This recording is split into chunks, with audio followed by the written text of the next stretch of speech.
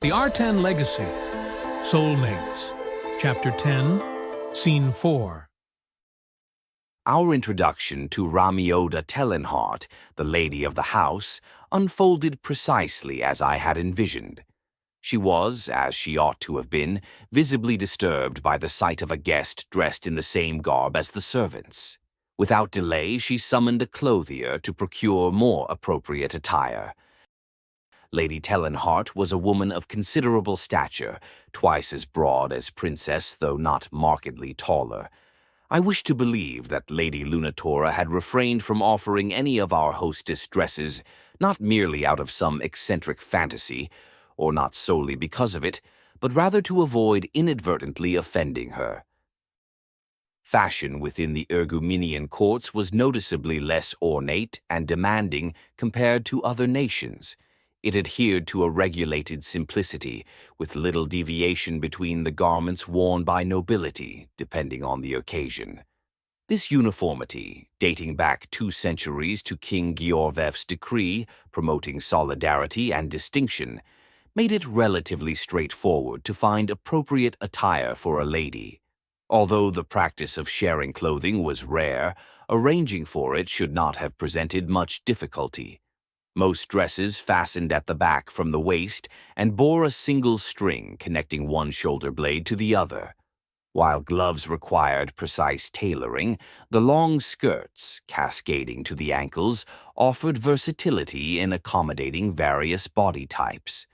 Nonetheless, there were limits to what could reasonably be expected, and Lady Telenhart's garments could not have fit Princess without being so tightly fastened that they would appear wrinkled, unfashionable, and altogether misshapen.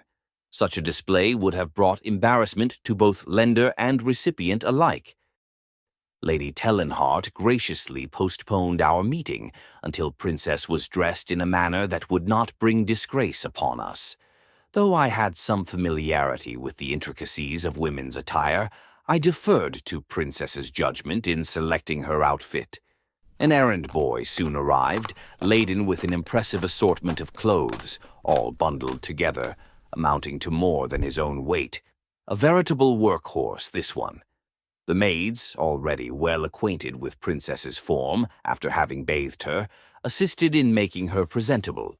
The surplus garments were promptly removed, and the clothier was duly compensated. It was inconceivable that we would be charged for this service, or that Lady Telenhart would ever mention it. She seemed a woman of gracious tact. We were also wise to overlook the fact that we had left a travel dress at Baron Faringoth's estate. Reverting to older attire would have rendered us ingrates. Lady Telenhart, nearly twice the age of both Princess and Lady Lunatora, remained unmarried and personally managed the industries once overseen by her father. She dealt in beauty products such as powders and creams, a fact reflected in her luminous, smooth complexion. I had heard of the lady on previous occasions and of her father once or twice, yet we had never been formally introduced. She possessed a chirpy and jovial demeanor, ever eager to forge new noble connections that might lend credence to their tenuous claim to the Telenhart name. I took care to thank her politely for her hospitality and patronage in these trying times, and she expressed the appropriate level of concern regarding our recent encounter with a Magian apostate. The evening prayer took place not in a modest chapel, but within a grand church dedicated to Evenis, in the presence of nearly 1,000 souls. The edifice was a cathedral, its architecture both magnificent and tasteful, yet distinctly modern. Lady Telenhart took care to subtly imply that her father had financed its construction. As was customary, the upper echelons of society occupied the front pews, near the Sister of Light presiding over the ceremony. I would surmise that Bernan housed fewer nobles than High Summit Manor, yet it boasted a greater diversity of wealthy individuals from various industries, all of whom were entitled to seats directly behind us. It was a simple matter to let my voice be lost amid the hundreds surrounding us. It was with relief that Princess finished singing for both of us. the agency of her own body returned by the mysterious workings of our conundrum. Supper was not prepared within the confines of Lady Telenhart's home, but at an elegant establishment a few city blocks from the church, courtesy of our gracious hostess. I had only heard of such places before, a restaurant. We were seated at a small table, scarcely large enough for the three of us, surrounded by other diners who sat at their own tables. Each guest was presented with a curious card listing the dishes that could be prepared. While we awaited our meal, we passed the time in conversation, with red wine and bread to occupy us.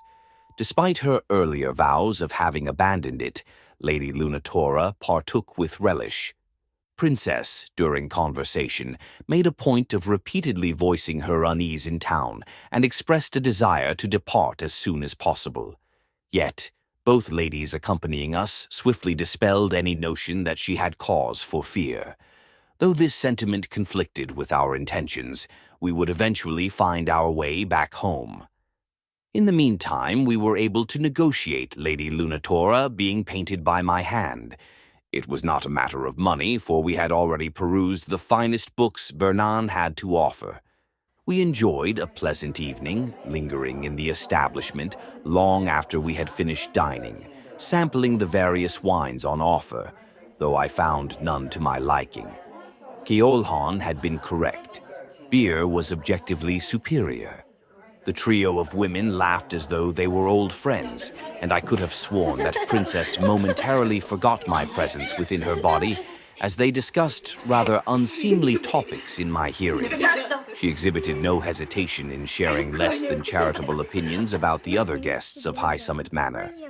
I had never experienced the effects of alcohol before and found myself feeling lightheaded, as though time itself had somehow shifted. Though dizzy, I did not believe that my judgment or capacity for decision-making had been impaired, as it clearly happened to others. We stumbled several times on our way to the carriage, giggling at our clumsiness.